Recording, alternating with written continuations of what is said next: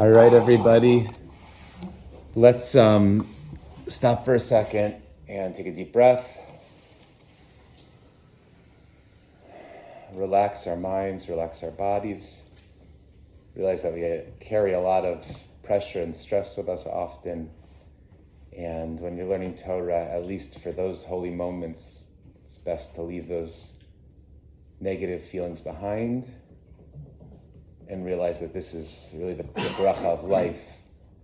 It's not hedonistic at all, but rather purely spiritual and intellectual, coming together as a community to try to learn God's holy Torah. So we thank you, Hashem, for giving us Torah. I also want to mention that this is really cool, that we're joined by Adam Abramson, who's the son of David I. Abramson, for whom this class is in memory of. Yeah. So l'chaim to David. All right. We always start with going through the Parsha, an outline of the Parsha, and then we get into the whatever. Each year there's a different Parshan. This year we're doing the Kli Yakar. Who, anybody remember his name? What? No, I don't. I barely remember his name. He lived in the late 1500s in Prague. He was the rabbi of the Maharal of Prague, who was the one who made the golem, the famous golem. What is it? I'll remember it as we're doing it. I'm going to look it up. Lunchitz. Rev Shlomo Ephraim Lunchitz. Now, in those days, there weren't really last names. That was like when last names were just beginning. So Lunchitz was really a place. And it's really Shlomo Ephraim of Lunchitz. The Lunchitzer. No, that was kind of like going back. That was like later, like in the time of the Hasidim. And then they were like, okay, we already have last names, but we don't like these last names. We're not going to go by Teitelbaum. We're going to go by the Satmar, the Rav. Yeah, you're right. So, all right. Pinchas.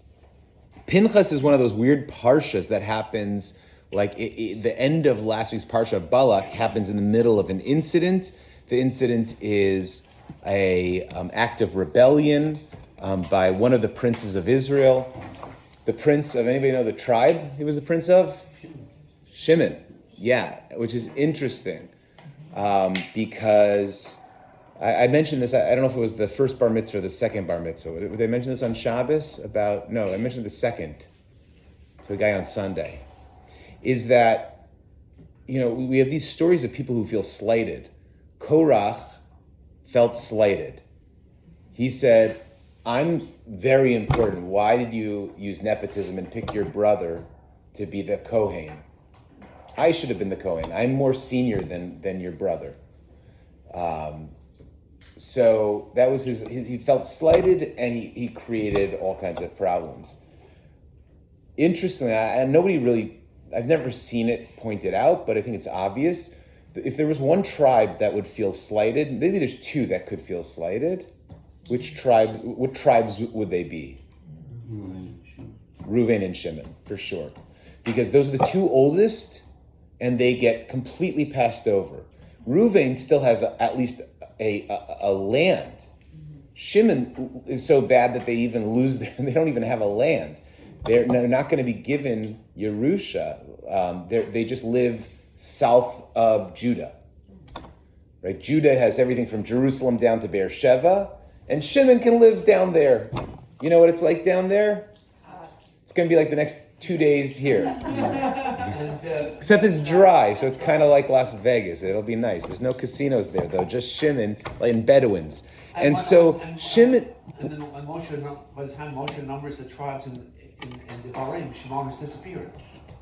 Yeah, it's really Shimon... we can get even further into this because it's interesting. It's the story of Shimon and Levi. When do they first start getting a bad rap is when they kill everybody in Shechem.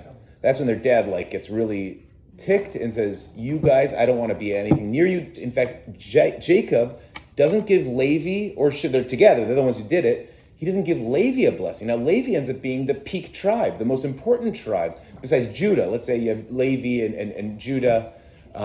Maybe you could also include the tribes of Joseph. But really, what happens is Levi goes through this big process of change. It's like a story of like, hey, they were both on the same level. Shimon and Levi both got yelled at by Jacob. Levi changes their ways. Shimon doubles down on their ways. And so Shimon, anybody from Shimon would probably have felt slighted. And so this guy who leads this rebellion against Moshe, what he does is he gets with a Midianite princess, brings her into the holy tent, and we'll see, he brings up a medrash about what happened in that tent. But it was like, we're going to overthrow you, Moshe. And what's cool about it, though, is that Pinchas, and this is what I told the bar mitzvah kid, Pinchas also was slighted. Pinchas could have felt the same kind of anger. Pinchas is the grandson of Aaron. And when the Kohanim are minted, it says, Aaron, your children, and the children they will have will be Kohanim. But he was already had. So he's like grandfather into not being a Kohen. Meaning, you hear what I'm saying? Because he was already born. He was a grandchild. The Torah says, Aaron, you, your children, and the children they will have. Any future children will become Kohanim. But he was already there. If anybody could have felt slighted, it would have been Pinchas. And in fact, he's blessed with the blessing of a kahuna. God says, you are now a Kohen for what you did. But he doesn't feel slighted. He feels like, hey, I'm with Moshe, and Moshe's the boss. You know, it is what it is. And I think that's a really important part of like accepting what you have, who you are, is one of the best moments in life, when you can just stop wishing you were something else and start being who you were meant to be. So Pinchas is a very interesting incident, and he gets up. Moshe's crying. Moshe loses it. Moshe's like 120, 119. Moshe's like kind of on the end of his exploration. And Pinchas gets up and saves the day, because God's like, the people are ready to kill Moshe. Moshe's crying, and Pinchas shish kebabs Cosby and Zimri, the princess and the prince of Shimon.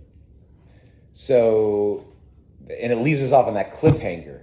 At least it says the plague that was going around killing Jews, because God was so pissed off, the plague ends, and that's how it leaves the parsha. What are they going to do about Pinchas? I mean, you need a basin to kill people. You can't just go kill people. So what's going to be the reaction to this? And Hashem pops out and says, Pinchas is my buddy. Pinchas saved you guys. You all would have been killed if not for Pinchas. And I give him my blessing of peace. Now, there's a lot of that idea of peace is very interesting, and we could talk about it. He doesn't talk about that in these concepts, but a lot of people will say, well, he needed peace. Like he was, but the other way of approaching it is that Pinchas was a man of peace. Like Pinchas, he could only do it because he was the guy who would never do that. If you're someone who's hot-headed and you like walking around with your gun, don't be the guy to be the zealot. If you're the guy who's the peaceful, like monk, you know, and you see something that's just so bad that you cannot let it be, okay, that's the guy to do it. So there's a lot of ways of looking at this situation. Obviously, it's a very complex situation, because if you take it too far, then you're blowing up cafes and things and doing it in God's name, and you think you're doing what's right. So like, where do you stop? Where do, you know, Pinchas ben Elazar ben Aaron HaKohen, Heshivas Hamasi Bekaniti, Pinchas the son of Elazar the son of Aaron HaKohen, calmed me down or held back my wrath when he was zealous on my behalf. Right? He was zealous, like a zealot. He, like, nobody else seemed to care about me, God says, except for him. He saw that I was it was like, basically, people were spitting on me, and Pinchas stopped it. So God kind of appreciates him. Okay. Don't try it at home. Don't try it at home, I guess, is the... I don't know. I mean, it's a good discussion. If I was going to discuss something, I would say, when do you try this at home? I'd put it back to you guys. Like, when would you do an act of above the law or breaking the law or violence even to Double murder. Double murder? When would you? What would whatchamacallit? What would allow that? What would justify that? Meaning, if you could kill Hitler, if you could put a bomb and blow up Hitler in the theater, of course you would, right? So, where do you figure out who to kill? I think that's a real slippery slope. Yeah, it's a very slippery slope. How do you figure out who to kill? I mean, meaning the reason I'm throwing Hitler in there is because we probably would all. Do we want to get into this discussion, or should we go on with the Kli Yakar? Let's get into the Kli Yakar. Anyways, we'll never get a census of the Jewish people by the tribal families. So generally, after there's like a lot of death, there's a recount of the people, and it's almost seen as like a coming back together, like God saying, "I love you." You count. So the command to divide the land according to the census. They count the families, the tribal families. This is the first time they do it by like every little family, like the clans. Within the tribes, there are clans. And here's where they count the clans. And so now like you're really talking about states and counties of the Jewish people. Imagine 12 states and each one having counties. The counts of the Levites who don't inherit land. And then it says, lets it known the people stopped dying, right? Remember, everybody who participated in the sin, any adult who participated in the sin of the spies died in the 40 years wandering. And so they're all gone. Now it's just the people who were children and their children. Except Caleb and Jethro. Correct. Who were righteous and were not killed. Joshua. Correct. One of the very important feminist texts in the Torah, which is not because there are not that many of them, is here in our Parsha. The daughters of Tzlofchad come. Their father died. They had no brothers. They're just having this. The big discussion is who's inheriting what, and they say, why shouldn't we inherit just because we're women? Our father would have inherited, but he's dead. If we had brothers, they would have inherited. What about us? And Moshe says, let me take your request to God. And God says, they're absolutely right. If there's no brothers, the land goes to the women. But wasn't there a qualifier? They have to, that's like at the very end of the Torah, of this, is the issue of, well, what happens if they end up marrying men from other tribes? Then, because tribe follows the male, so there's going to be little chunks of, like, let's say there's Judah. These women were, the women were from, where was Tzlofchad from? They were from the tribe of Menashe, I believe. I think Menashe. Yes, they were definitely from Menashe.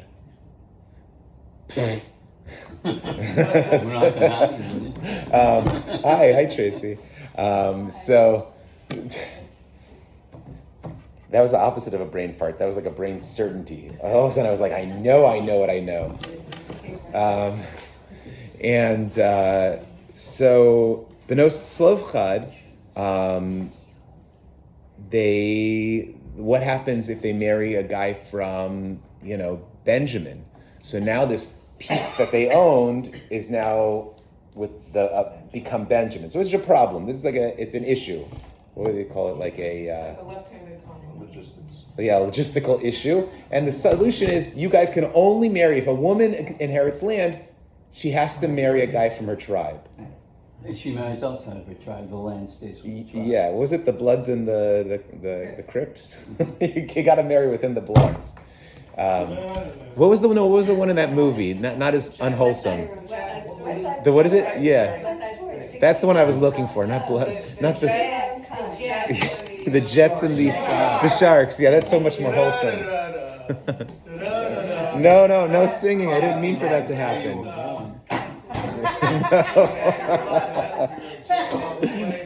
No. I've lost control. All right. Moshe's end draws near, and Yeshua is appointed his successor.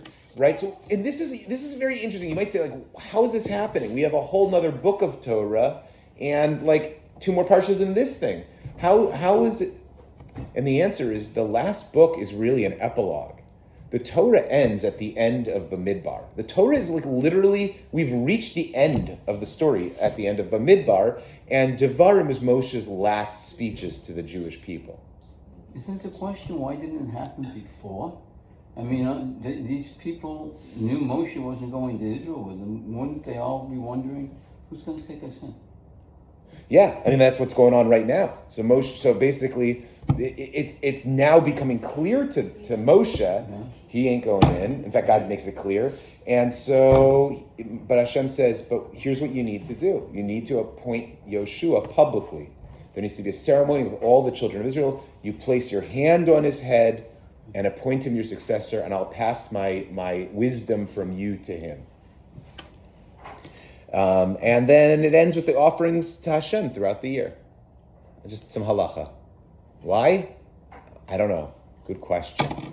That's for somebody, I'm sure, answers that question, but not me. Now we're going to do Kli Yakar. You ready? What's his statement about Pinchas ben Elazar, the son of Aaron, the priest? All of this elaborate genealogy is noted to add something. For despite being the son of Elazar, who took a wife from the daughters of Putiel from the lineage of Yitro. Yitro is another name for Yitro was Putiel, which was his his derogatory name. Puti means to fatten to gods, not our God. What happened was Jethro was the head priest of Midian. Like he was like the grand guy in all of Saudi Arabia. And that's why he was the greatest Gentile of them all, because he not only did a little bit, he did a complete 180 from a high priest. He was the Moshe of the Gentiles, the Midianites. So for him to come all that way is the grandest certainty. He had complete certainty in Hashem. And you're absolutely right. And yet, if you were an Israelite and you didn't like Moshe or Aaron, you would say, "Ugh, look who they married." And she's Wasn't fat he advisor too. of Pharaoh as well? One of the top 3. Wait, hold on, too many. What, Sonny? I'm saying insults, and she's fat too. On top of being a nasty woman, or something like that. It's the same sort of line of thing. Okay. I'm sorry, I've been out of the hospital. I know. Sonny, you got to get your PC back. Your PC filter. No, we love. I'm a little confused, possibly by the translation.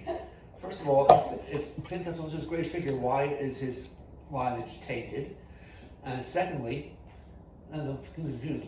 From context, is it that despite being the son of Elazar who took a wife, blah blah blah, the context is it should have been because of being the son of Elazar, who took a wife from.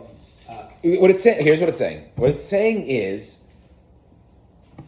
Pinchas probably should or could have been hesitant to do this. He's like, they already make fun of me. I'm already on like everybody's like radar. They're like, who, this guy whose father married a Midianite woman, and he's the priest, or he's from the priestly family. Moses married a Midianite woman. Right, and they made fun, and people who didn't like him, people like Korach probably held it over his head a lot. Even Moshe and Aaron gave him garbage about his wife. Look who you married, the Cushite woman that you married. Right? So like people are cruel. And Pinchas could have been somebody who's like, I don't need this crap. Right? So he should have refrained from the zealous act.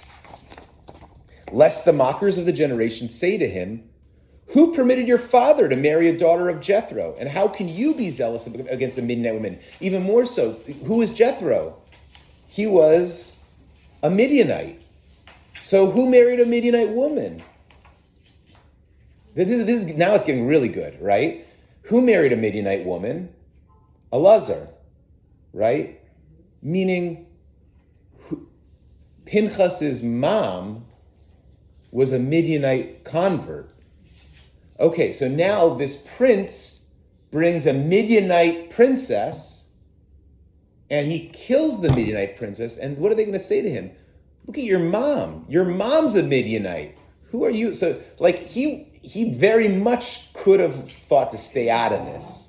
Don't talk about my mom. Let somebody who has purebred do the killing. Similarly, your grandfather fattened calves for idolatry, meaning your grandfather is Jethro, and he was the high priest of Midian. How can you be zealous against idolatry? Since when do you have the right to say anything? And this is also a great thing because it's Hashem putting a stamp of approval on converts. You must accept converts and they shall be just like your own people. Right. So this is another reason for it to be a good thing. Right. Hashem's putting the okay on converts in general. Yes, but I think what they're also saying is people are not so nice. People sometimes will look at a convert and say, or let's say, or similarly, let's say someone's father or grandfather was Bernie Madoff, right? This person, or I know, I'm friends with someone who they're the Sacklers, right? They're the ones who spread OxyContin all over the. Now her grandfather was the one who got out before OxyContin, but the other two were the ones who really pushed it on the world, but didn't matter. Her grandfather, they used to have half of the Met was in their name, and all the colleges, all their names are gone. So she feels like she can't even say her name. They hide it, right? So that's how this works. People, should you hold that over someone? What their grandfather did? No, but do people? 100%. And it's it's worth asking in us, how do we act in a certain way because we're holding generational kind of stuff, like the way my dad acted, or the way, so I'm going to act this way, even though it's not good for me, I'm going to act in a different way, that kind of stuff. So it's bringing that up. So it's and not only your maternal grandfather was a priest of idolatry, your grandfather on your father's side was Aaron HaKohen, who did the golden calf. He did the golden calf. So who are you to stand up and be so righteous? Haven't these people heard about Lashon Hara? Yeah, yes, right. It's Lashon Hara. It's just an interesting thing. I mean, it really does exist. That people hold this. It's stinky. Nevertheless, he did not concern himself with his own honor, meaning he knew he'd take he knew he would be very unpopular for this. He didn't do it because he thought it was going to be good for him. Rashi explained that the tribes were disparaging him, etc. It is possible that this was his intent, that because the tribes were disparaging him, the verse traced his lineage to tell us, see that he was a pious man, even though being the son of Elazar, the son of Aaron, gave them grounds to disparage him. Nevertheless, he put himself in harm's way and did not worry about his honor. Furthermore, the verse tells us that he was one who turned away wrath, the son of one who turned away wrath. Therefore, he seized upon the deeds of his forefathers. So the idea there, he's trying to explain, why does it give so many names? Aaron ben Elazar, right? Or Pinchas ben Elazar ben Aaron. You could have just said, Pinchas got up, everybody knows who he is. Why do you gotta tell us? So here he's saying, his background made it even harder for him to do this. Okay. In his jealousy for my jealousy among them. Remember he said he upheld my, I wouldn't call it jealousy, I'd call it zealousness. I guess it's the same word. Why is jealousy and zealousness the same word? What's jealousy?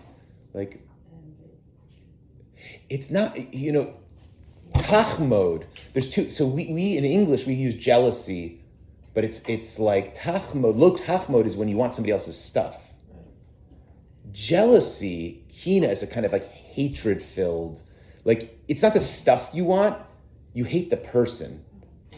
Do you hear what I'm saying? Like there's a kind of jealousness where you want their stuff, but that's what's called tachmod. I desire what you have. I'm jealous of you because in English we just use jealous, but like kina is like I really hate you. I really feel a very bad feeling towards you because of something that I'm convincing myself you have or have done or, right?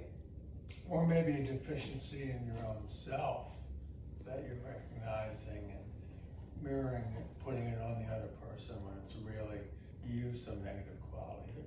Yeah. I mean, I struggle with the idea of kina, that being a kanoi, that's what they say, like kina, like it's really, you ever see something like, it's like the people in the shul who get so angry that there's a dog in the shul, right? This is beneath the honor of the shul.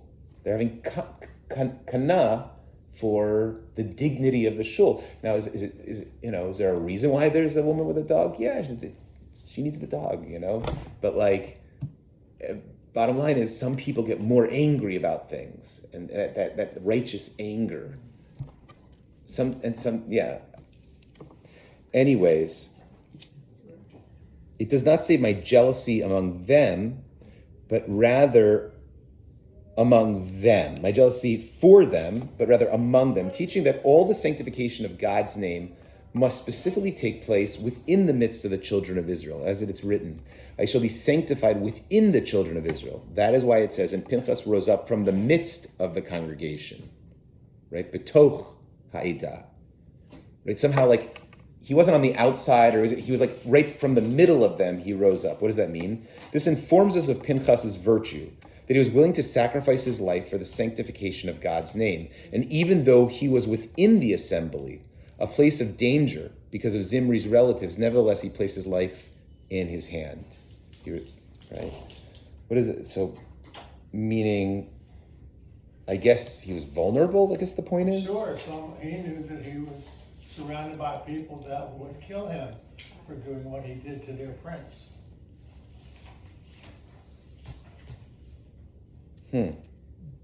He was willing to, like, if you're going to do this, you got to be willing to sacrifice your life. Like, it's so important to you, like, kina for Hashem, that, like, I just can't live with this. I mean, if we're talking about when would this be possibly okay, plausibly okay, we're giving things like from the outside we talked about, you don't have to be a peaceful person. B, you can't be worried about how this is not about how it reflects on you. It can't be like, oh, I'm doing this because I'm going to kill this person because it's my honor, or it's not about your honor. It's not about your anything. In fact, it should be probably not good for you, and you accept it. And I can't live with this dishonor to what is right, to God, or to what is right. It's like people and I can almost connect this to the Revolutionary War, right? To like, I can't, like, to the Declaration of Independence. We can't live with this, right? Like, there comes a time when people got to stand up. It's not a light thing. Like, I was reading the Declaration the other day, and I was like, it's not a light thing to do this, they say. Like, generally, you stick with what you have, even if it's not so great. But there comes a point where you got to rise up. While evil sufferable. I think there's a point where something says, this is my line, these are my principles, and I can't be me anymore. Yeah.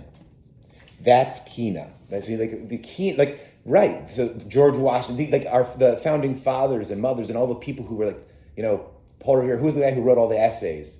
Like, that's like, you see the anger, like the whole, most of the Declaration is all these complaints. All the complaints. And the Stamp Act and this thing, they're like, the worst, they were the worst, Like, to me, it's like, all right, I don't know that I would be so angry about taxes. There's so much taxes, I just deal with it, But like, you could hear the kina in the words of the Declaration. I like how it's fitting in with the.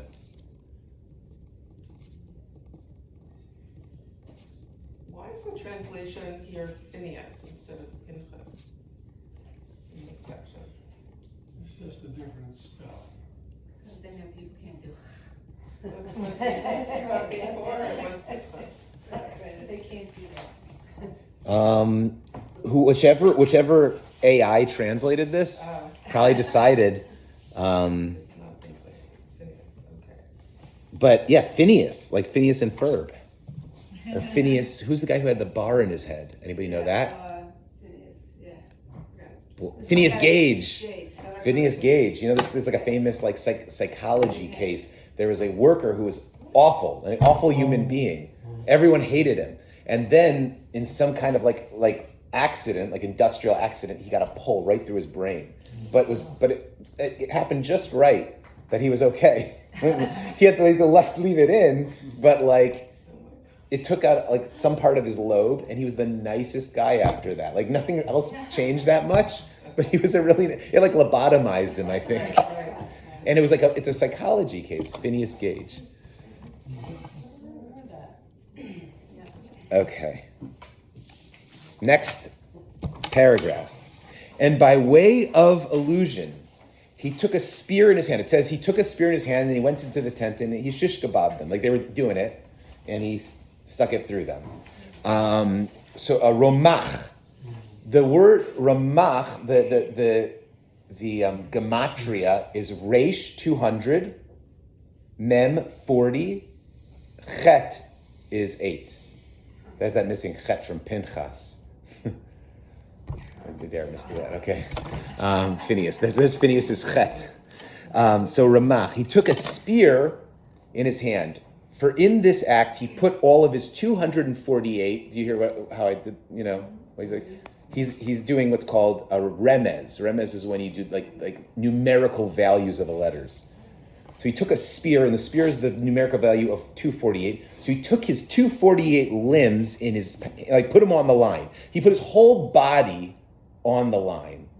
They could have ripped him apart. And he was zealous with two zealotries, one against idolatry and one against fornication. I love that word. Whenever I hear that, I think of like a Southern preacher, like in the 1920s. And fornication. Therefore it says, in his zealotry for my zealotry. They're saying like, right, bikino et kinati. He's picking up on there's two kinas. What were the two kinas? One, he was angry about the idolatry, and then he was even more angry that they were doing it in the tent. I mean, it's enough to do idolatry and be evil, but when the idolatry is like fun idolatry, this is really... So everybody saw him. Yeah, he was like an open act, yeah. Therefore it says, in his zealotry for my zealotry, or one for the honor of the blessed name and one for the honor of Moshe. For anyone who desecrates the name does not give honor to their teacher, applying the logic a fortiori. If the divine presence is not important to him, then certainly not his teacher.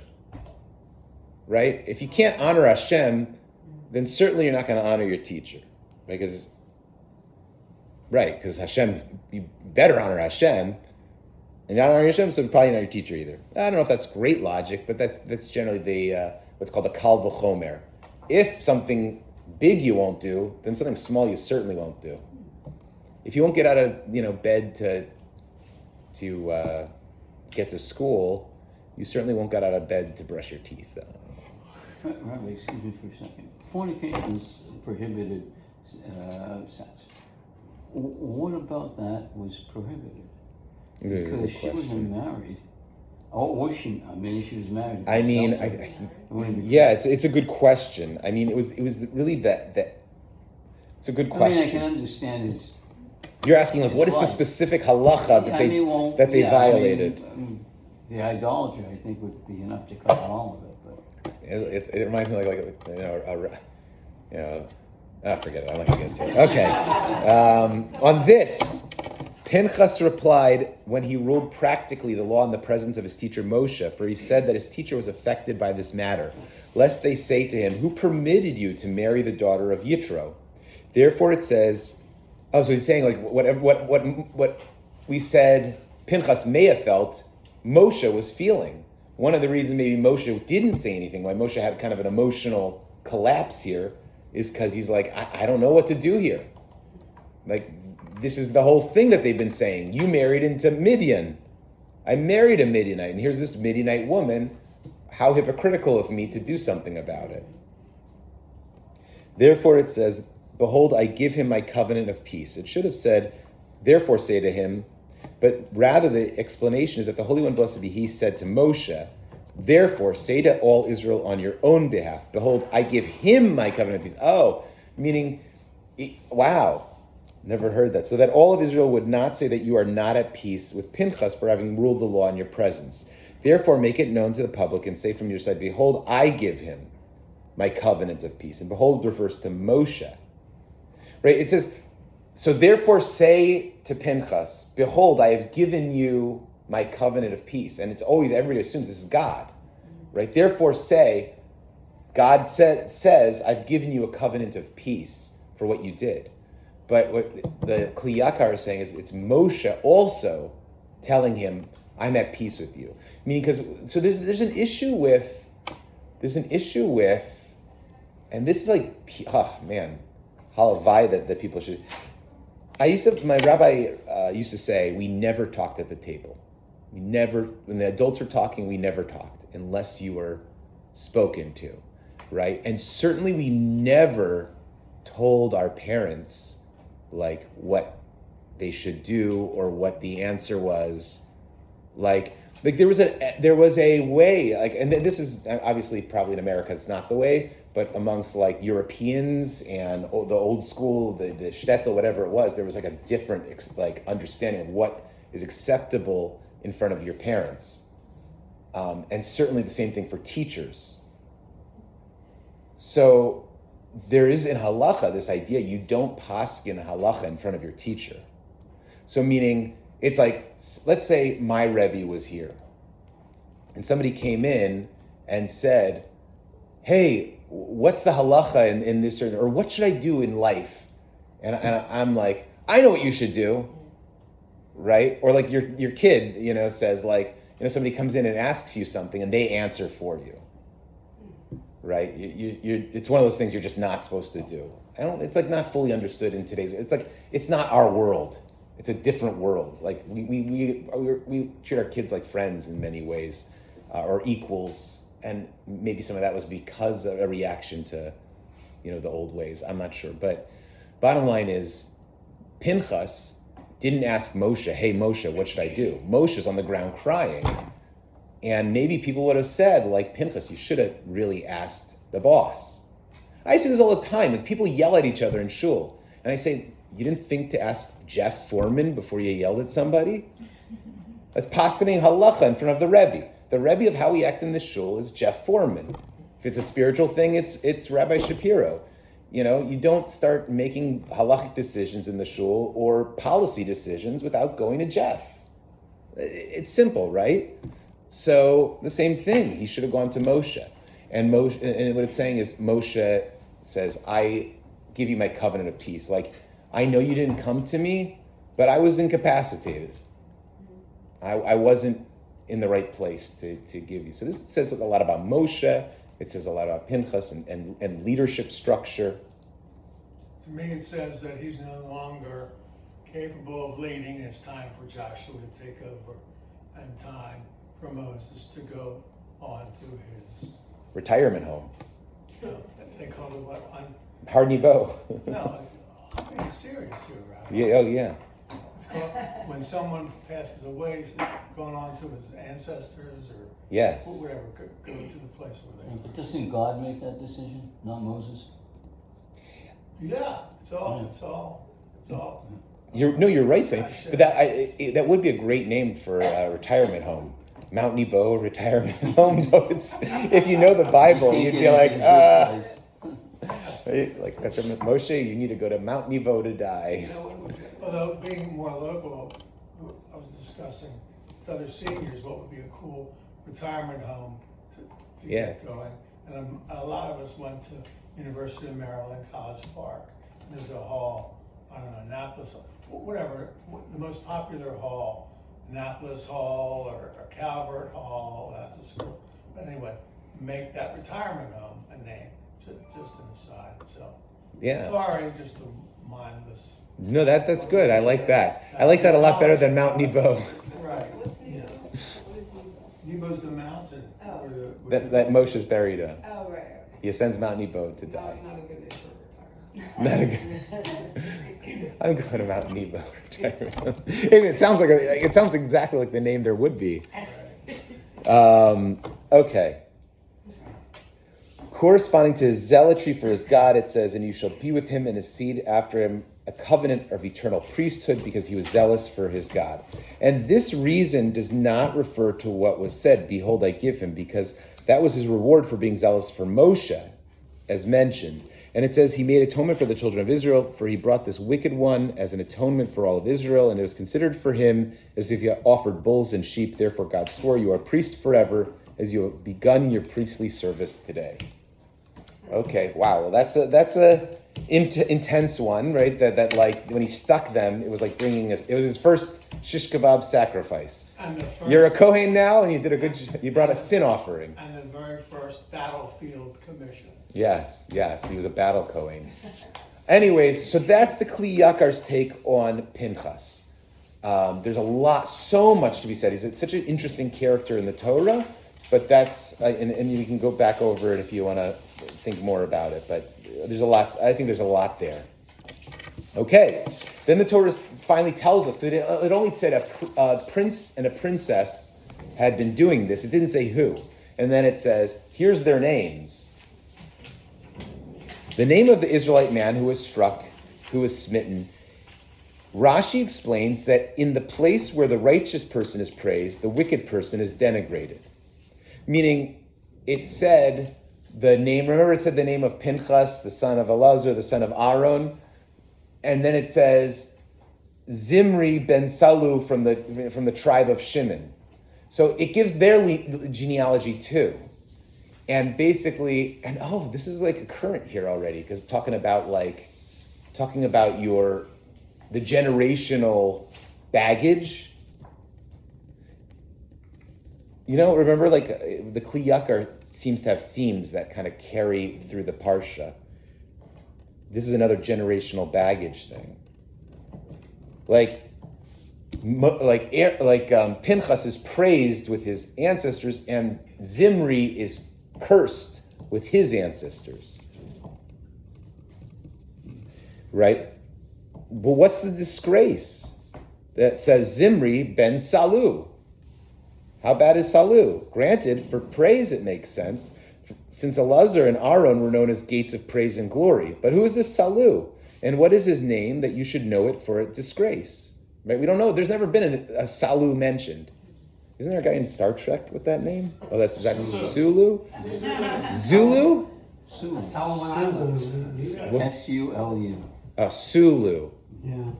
Close. What hint of fault is heard about him?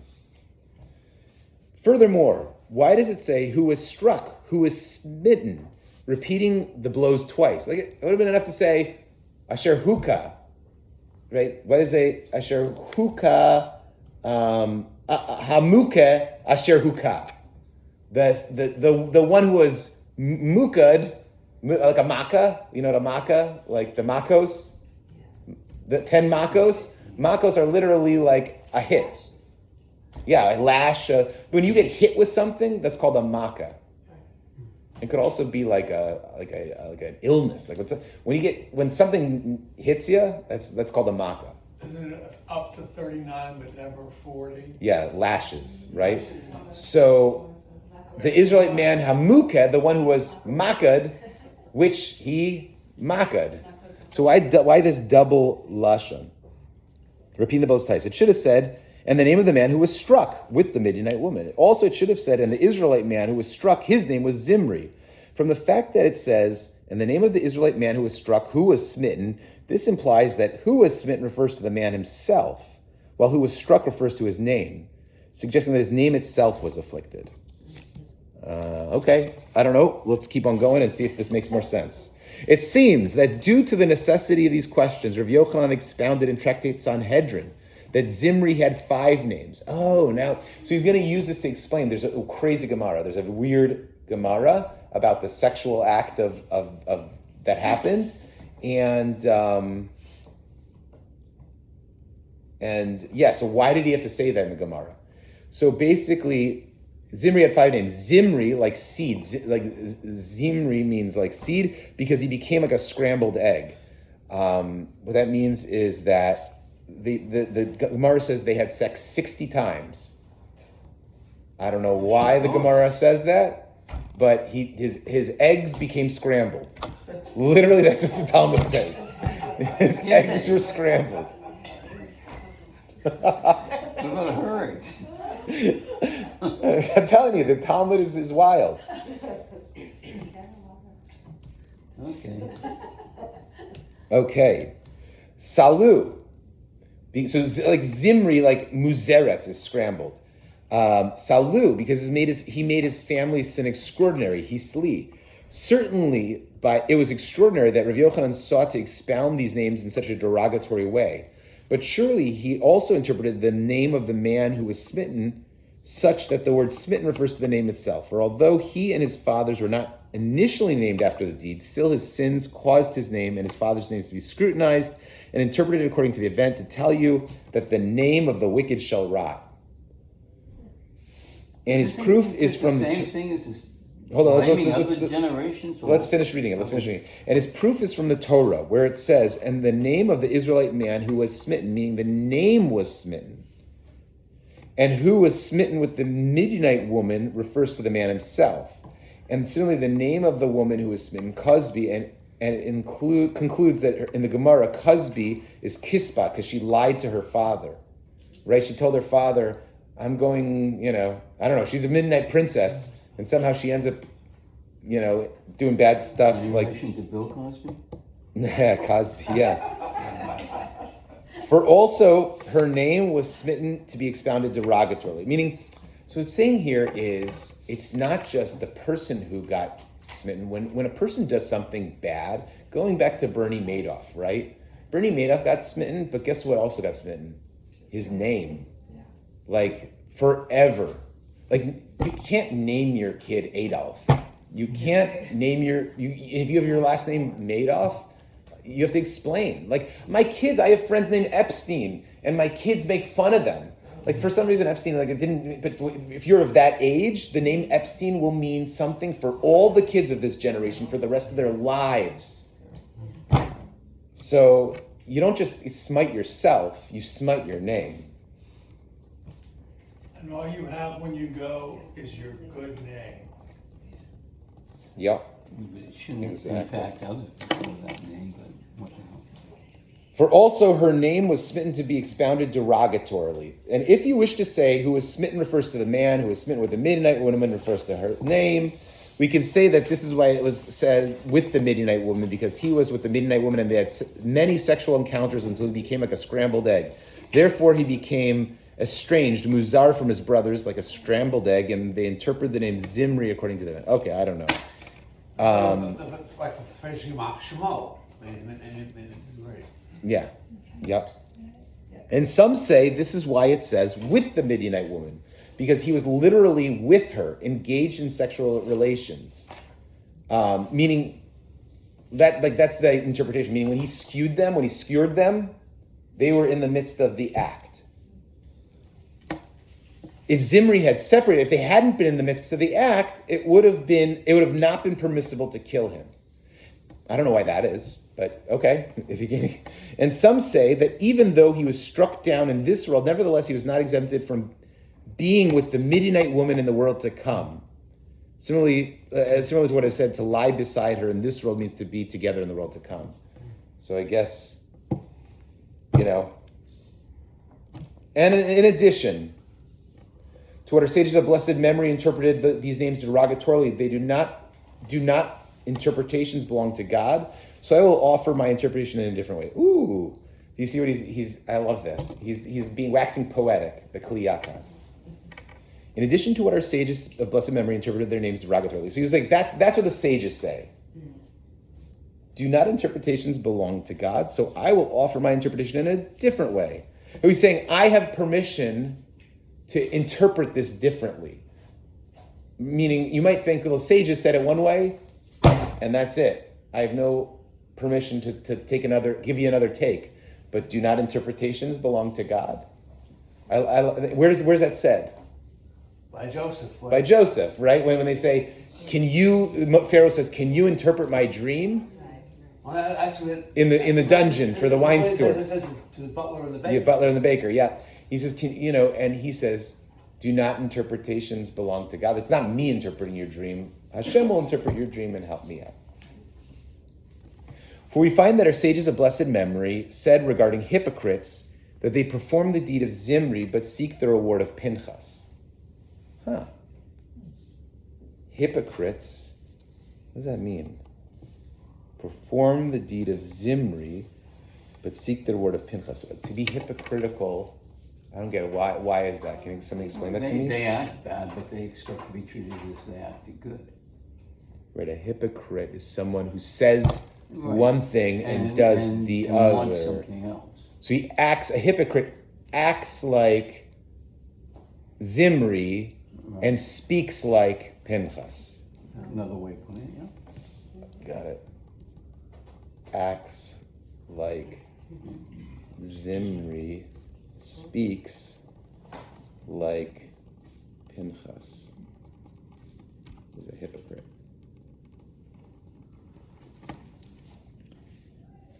But was Zimri among the hypocrites? Was he not a well-known wicked person? Rather, certainly, since he asked Moshe, is this Midianite woman forbidden or permitted? We can learn, that's another midrash. Now it's explicit. Like, basically, remember we said Moshe was worried about them pointing out, like, who did you marry? Well, the sages say it was like explicit, that he went up to Moshe with this woman and said, hey Moshe, like maybe to make it better, Moshe's standing with his wife, who's a Midianite woman, and says, hey Moshe, can I get with this woman? And that's why they're trying to interpret, like, why is Moshe having a meltdown? Like, why is Moshe crying and not taking care of the situation himself? What was going on there that Moshe, like, totally felt,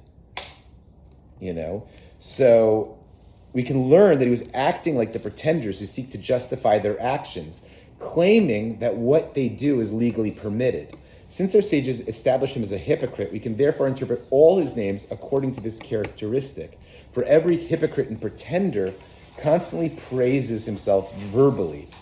Now, I just want to point out, even though he's not pointing it out, what's the claim? What's the claim against Moshe? Like, what are they insinuating against Moshe? Married a shit. What? Married a shit. No, but what is that? What would that be? He married a Medina. I understand what the claim is. What's the insinuation? Moshe, you're a hypocrite. That's Korach says it. Here they say it. Right, the insinuation is, Moshe, you're a huge hypocrite.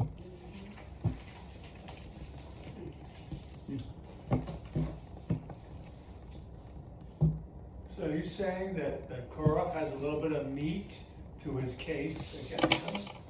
No, I think when people are being hypocritical, they often call others hypocritical. Oh, okay. Someone who does awful things and they act like they're in the right, and somehow they get there by attacking others. Bless you. Bless you, bless you, bless you. The name Zimri is a term of praise, as my strength in song, Zimrat Yah, right? Or Psuke de Zimra, the verses of praise, which is translated in Aramaic as my strength and my praise. Similarly, the name Salu is a term of praise. From Salu, I will extol him, right? Similarly, the name Kozbi comes from the root meaning falsehood, Kozev, Kol Adam Kozev, in the Psalm. Yeah, Kol Adam Kozev. Kozev means falsehood. As every hypocrite is a liar because his mouth and heart are not aligned. The daughters of Tsur, because hypocrites elevate themselves to sit on a high rock, at Tsur. The text mentions for both of them chief and leader, as this is what the souls of hypocrites seek. Therefore it says, who was slain with the Midianite woman, because the names of both of them, when interpreted equally, point to the same matter. All right, so that's him interpreting the names. Basically, he gave his own interpretation. But the main thing there is, I think for me, is like the discussion about hypocrisy and right. I think the Kli Yakar in general does not like hypocrisy. He's talked about it before. He was a communal rabbi. He was like the Rabbi Prague, and there was a lot of hypocrisy in the community. A lot of he didn't like people who were wealthy and acted one way, talked one way, but didn't give charity. You know, he didn't like fakers. Most of the big rabbis don't like fakers. Yeah. But I think his crime is not because he had relationships with Midianites, because where he did it, where he, had sex right in the temple for everybody to see. Right. That's the main thing. Right. I don't think it's.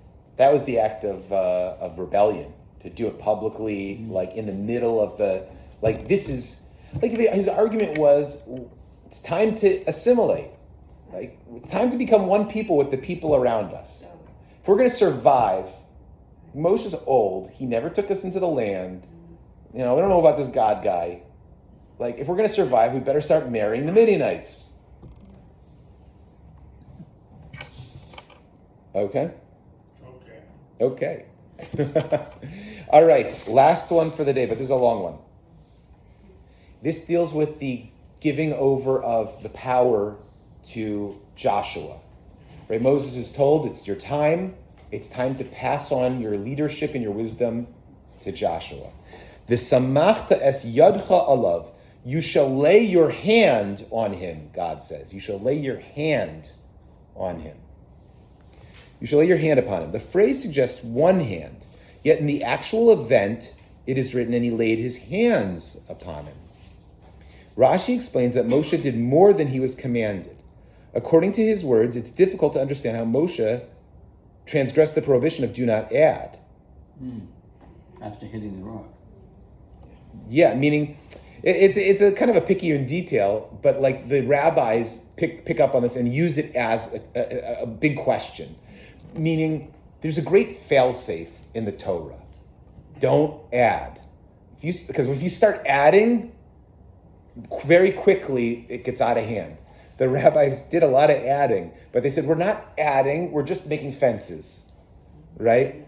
And that way you could say, we're just like, meaning, it's like, another constitutional reference, right? By the way, doesn't Moshe get praised by the rabbis for doing more in this case than the man laying two hands on Joshua instead of one?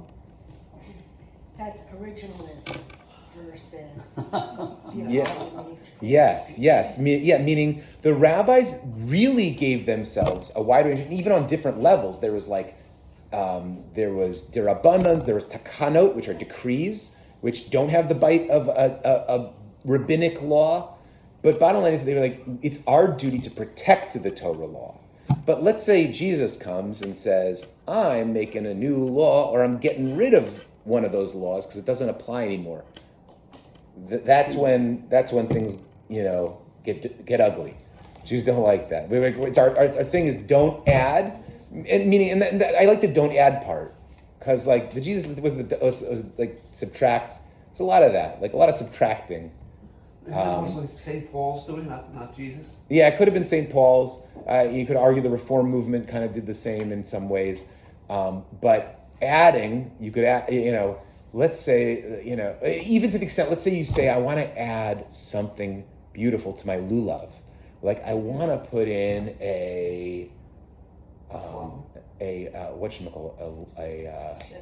what an orchid. I want like a really fancy orchid on the tip of my lulav, right? Not allowed to do that. It's meaning to say like, I'm going to serve God by upping it, We don't do that. We do what we're told. We're not supposed to add anything. Don't add Maybe anything. offline you can explain Chanukah and Purim. Good question. Yes, very, very, very good question. Very good question. Now, at the same token, the rabbis get there. This is really kind of interesting. There's a whole interesting discussion. I don't want to get too far into it because we're going to run out of time. But The other side of it is in Deuteronomy, God says, you shall follow all this law, and if it comes that you don't know the law, you shall go to the judge or the Kohen who is there in that time and ask them and do as they say. Don't deviate from their words. So basically, it gives the rabbis the right to interpret or to interpret or to remember, to act as the memory of what is the law and how it's applied. And so that's right, constitutional, the whole thing. Like Even that's after the temple system, because there is no What? Kohen or right. It says Kohen or judge, and somehow the rabbi said, "That's us." that was a little like yeah, you're right, and that's us. And so they vote themselves the right to make Hanukkah and Purim. They say Hanukkah and Purim comes under that, like, listen to the rabbis, because the word of the rabbis is, in some ways, the word of God. But that is adding. But Meaning, at what point do you start adding? So if the rabbis say, hey, we're going to add a new something that doesn't, then for sure. But they said, we're adding this as, and they also base it. They say, we're basing it on the existence. Hanukkah is based on Sukkot. Purim is based on Shavuos. Right? So there's you're right. It's kind of an addition. The fact that the rabbis say, "Asher kiddushanim v'sosa v'tzivanu," you commanded, you made us holy with your commandments, and you commanded us, which means in the Torah, you commanded us to light the Hanukkah lights. Where in the Torah does it say that we should light Hanukkah lights? It doesn't. It's a wild thing to say, but the rabbis justify it under lo tasser, that we have the right to interpret, and that's about the extent of where they add. But you're right, it's hitting right up against the line of don't add. It's not in heaven. Right. Although then you have Yom Yerushalayim and Yom Ha'atzmaut, which is, I think, still a controversy. Yep. Okay. Anyways, how did I do this? What are we going to do? There's one hand, lay his hands up. Rashi explains the motion, right. So this is, get into the whole question of, this becomes the quintessential example where they get to fight it out of, God said, put one hand on him. And Moshe, you put two hands on him. How do you do that? You added to what God said. Right? The rabbis don't. Nobody's outside of the bounds of like getting into trouble in the rabbis. They're looking for things to talk about. We find another similar laying of the hands where it says, "And he shall lay his hand upon the head of the burnt offering." This suggests one hand. Yet in practice, it's written, "And Aaron shall lay both his hands upon the head of the goat." Above, in the portion of Vayikra, we explained that it is all one matter, because the leaders of the people need to accept upon themselves to be an atonement and guilt offering for all the people. I didn't know where it said that when I signed on the line. As it is written, "I will make them heads over you." Our sages learned from here in Devarim Rabbah that the guilt of the people is dependent on their leaders.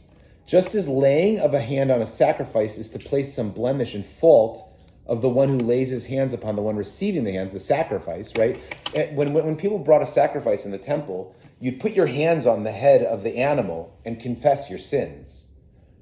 This is like the only two times we lay hands is when a rabbi's being made, like a rabbi's minting another rabbi, or when somebody's confessing their sins on the head of a sacrifice. And it's not a complete coincidence. Right? There's some level of responsibility and holding of communal sins that leaders do.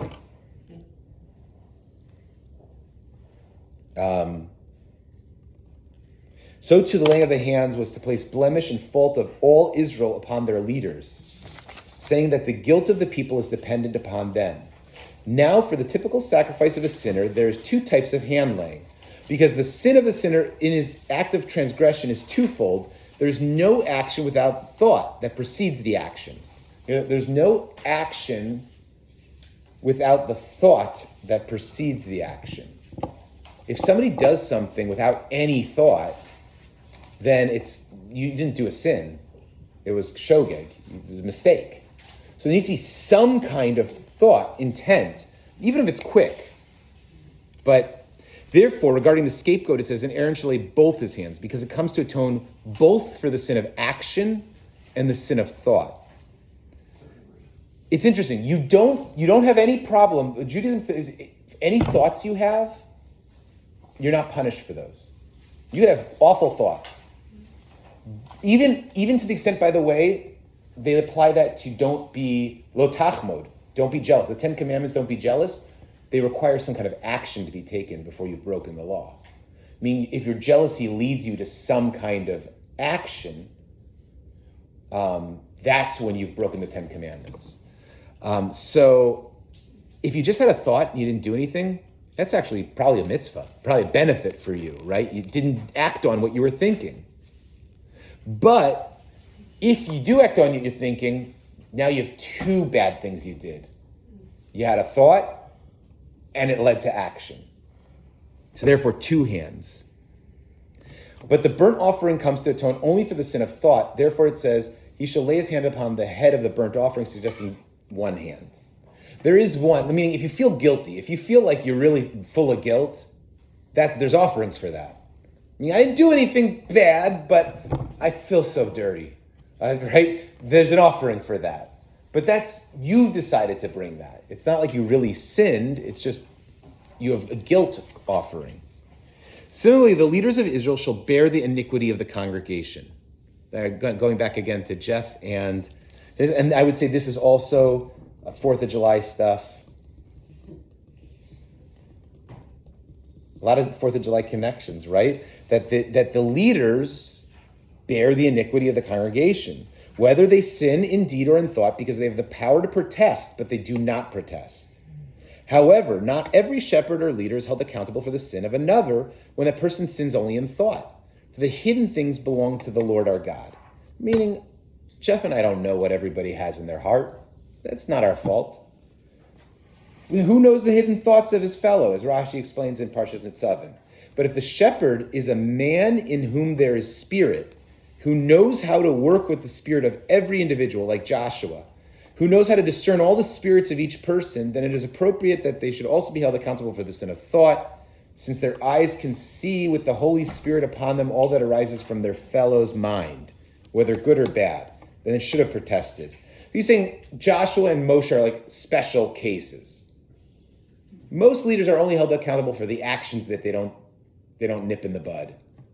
But Moshe and Joshua, they knew so much about their people. They were so like their finger on the you know. They were almost prophet-like. Yeah, or to bring it kind of home, I would say let's say, God, if that guy Mangione, who shot the CEO, if he had a therapist, I would hold the therapist like responsible, right? Like, if I was going to say Hannibal Lecter, but like, if somebody who does a sick thing has a therapist leading up to it, and the therapist didn't see it coming, I think a therapist is really responsible for knowing the thoughts of the one there. I wouldn't say if they've been there for 5 times, but if you've been your therapist for 5 years and then the person does something bad, like there's some absolute negligence, no? Would you agree or disagree? I would think so. On the other hand, there's the legal principle of confidentiality. Lawyers and But if somebody's going to hurt someone, it's your job to break confidentiality. If they tell you that they're going to do something, but you can't surmise that they're going to. I would think that if you're somebody and you're therapying someone who keeps on talking about their hatred for the Jews, and they talk about this and that, and like, I wish I could just kill. Like, I would think you to report them. I'll have to ask my daughter. I don't know how. I would think if somebody's saying, I believe so deeply in Allah, and I believe that America has done terrible things, and somebody should do something. It's a threat. I guess that's a threat. Not saying that I'm going to do it, but just showing that they have the potential to do it. I would think to call the FBI and I'd say, I can't tell you that something's going to happen. Keep your eye on this person. No, I mean, they have to we be don't do careful that. because the privilege is very, very protected, Yeah. at least at law. Yeah. And they would really have to tell you, I intend to do this. You have to be aware of the means to do it. Yeah. Like if they started showing you their manifesto, date, time, Yeah. and gun, yeah. Yeah. But everything beyond that Yeah. is interpreted. But let me do, so you're talking from a legal standpoint. There's a lot of ways to Moral, look at this. yeah. Morally, like let's say Mangione had this and they kept their mouth shut. They knew a lot, but they didn't know enough, they felt, to go forward. Now the day after, or even worse, like people who shoot up a whole like news office or whatever it is, like how does their therapist feel? Do they live with themselves? Or like, oh, well, I did nothing wrong. Maybe you could make an anonymous tip. Could you do that, Tracy? What if it No. was an anonymous tip? No, you can't because it's the therapist or doctor, it's confessor privilege. And I mean, it's really But you couldn't be airtight. incriminated if it was anonymous unless someone found out. We had, this has happened, we had What's your a responsibility if somebody comes to you what's my, as a counselor? there's a similar kind of thing. Yeah. Like I don't know that you could be held accountable like legally, but there's confidentiality when it comes to being a Right. rabbi. And I would only, if I felt like somebody's like life or another person's life was in Right. danger, I would do something. Sure. But yeah, I believe in confidentiality too. But I guess the bottom line is when it comes to a leader of a shul, like if I've been here and I know you for so long and I can't see what's going on internally a little bit, then I'm not really a great leader, and I bear some responsibility for that. I mean, That's I don't like to. fun. It doesn't make me happy, but it's true. Being a leader comes with a lot of responsibility, and I don't mean like the good kind. No. Okay, let's skip forward to another explanation.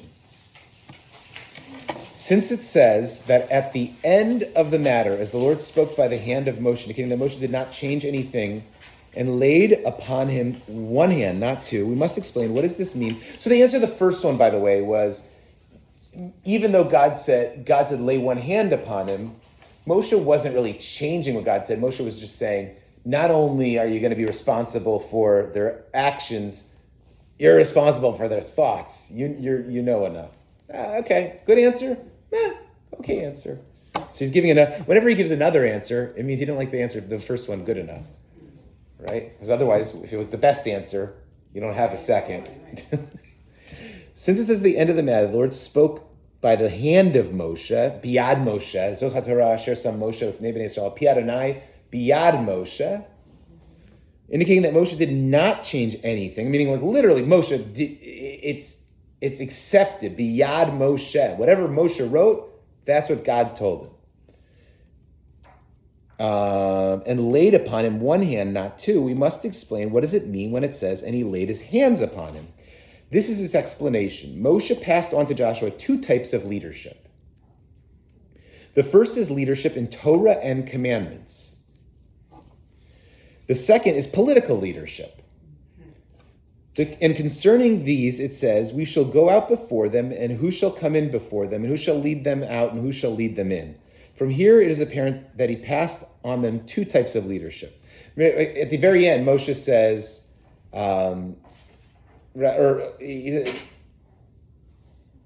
who shall go before him, who shall...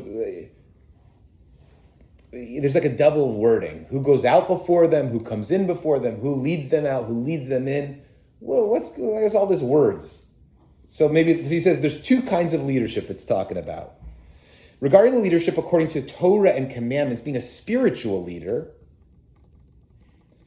I get nervous whenever this happens. I think of like the mullahs, But whenever you mix politics and spiritual leaders, it doesn't usually go too well. But anyways, Joshua was also the chief rabbi. Joshua was not just, we think about Joshua as like a general, as a leader, but he was. But by the way, he was also, like the Torah, Moshe kibel es haTorah miSinai Masar Yeshua, right? Moshe passed the whole Torah to Joshua. He was the chief rabbi. to the right, lead them in, right? So that's against their will, like leading them. Why leading them? Like literally, has a rope on them and he's pulling them against their will. That's Torah, right? You got to lead the people in Torah. Now, going out and coming in is matters of halacha. I can no longer come out or come in. Let's see, leadership according to the Torah. Lead them out, right? To lead with a strong hand to observe the Torah, divine service, just as Moshe had the power over them with his two hands. Thus he laid his two hands upon Joshua to say that with all his might he should rule over them, compelling them to observe the Torah, and he should lead them out and lead them regarding the matters of halacha with all his strength and might. For it is not appropriate to say in this context, the left push away and the right draw near, because who can permit what belongs to the heavenly portion? And this matter is entrusted in his two hands to say that with all his might he should guide them in the way of the Lord. Then it goes on to political. What? Then it goes on to the political leadership. Yeah, but regarding the political leadership for fixing the situation, he said, who shall go out before them and who shall come before them? Meaning that he should lead them gently and not go with them forcefully. Political leadership, there's another, July 4th. I'm telling you, this is like it's all about leadership, and political leadership needs to be gentle. It can't be forced. You can't be a tyrant. No tyranny. Now you tell us. Yeah. No tyranny. Meaning, when it comes to Torah, tyranny. The rabbis should be tyrants, but when it comes to politics, they need to guide people, not lead them by like on a string. Do they even recognize the distinction? Yes. And this matter on which he only placed one of his hands. Oh, so you're saying the one hand was for the politics, the two hands was for Torah. Okay, because they are stiff-necked people, and is their way to rebel against their leaders. Therefore, the left hand should push away, and the right hand bring close. He shall go out, and he shall come before them. They will follow him of their own accord, not like one who holds them in his hand and leads them with a strong hand. And it may be that for this reason Moshe said to Joshua, for he shall come with his people. Whereas the Holy One, blessed be he, said to Joshua, for you shall bring the children of Israel, which implies against their will. But this is not difficult to understand because Moshe was speaking about political leadership, about which is said, you shall come with the people, all according to the opinion and advice, as Rashi explained in that place. But the Holy One, blessed be he, was encouraging him for the leadership of the Torah, about which is said, you shall bring, and it will be explained, God willing, in Parshas Vayelech. So, okay, what's the bottom line here? Political leadership can't be forced. What do we make of that?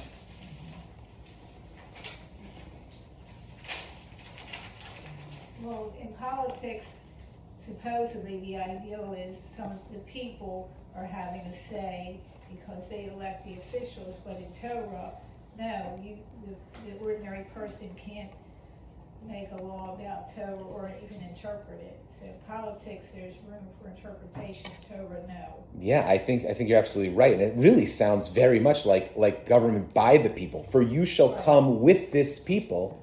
Like you are coming as a leader with the people. It sounds very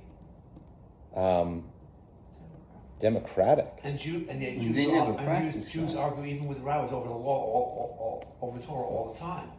Yeah, this is going to be very hard to pick what I'm going to speak about on 4th of July. A lot here, a lot. But there's also a huge conflict there, and especially, I think for Americans or for people who don't have a religious background, this kind of duality of the more it is because we say it is, say the rabbis, versus the gentle leadership. And I think that people who are used to what we hope is a democratic and gentle leadership, when religious doctrines are introduced and kind of demanded of them, I've often thought this of American children. They have a real hard time understanding that duality. Oh yeah, my son, one of my sons, I'm not going to mention who, just needs to understand everything. There's no, and if I explain it to him and he doesn't like it, It means he doesn't understand it. let me explain to you, Abba, how I see it. Wow. And I'm like, no, I don't see it that way. Well, why not? Being a lawyer. Okay, we are there. If you want to finish, you can finish on your own. But yasher koach, everybody. I really enjoyed this. Welcome to our new friend, Adam. I hope you enjoyed enough to come back. Bring some friends. You have friends here now. We're a very, very sweet, happy, tight-knit group. And now you have friends on Shabbos, so you could come. But they got, the young people got yelled at for drinking too much this Shabbos. Yeah, they got yelled at. Well, they were like, you're drinking all our whiskey. They're like, yeah. Who said it to you? What? Who said that to you? Yeah, I think the bar mitzvah family was like, you drink all our alcohol. I was like, what do you bring it for? That's, that happened to me. My friend Brad, it was over for my best friend from growing up, Brad, was over on, I think it was Shavuos, I think, the second day of Shavuos it must have been, and my friend Ryan came over. And they took out a new bottle of my whiskey. It was called Basil Hayden, and they drank literally between the two of those shikers. They drank the whole bottle, and I was like, or maybe there was this much left on the bottom. There was this. It was like a bottle this tall. It was this much left. And I was like, Brad, what did you do to my bottle of Basil Hayden? It was a full bottle. He goes, what do you want, Rabbi? I'll buy you another bottle. He's like, that's what it's for. I was like, yeah, you're right. The truth is, what am I doing? Why am I yelling at you for drinking? I'll tell them also you're putting a lesson on YouTube. Yes, I'll put it on YouTube. All right, everybody. Mwah.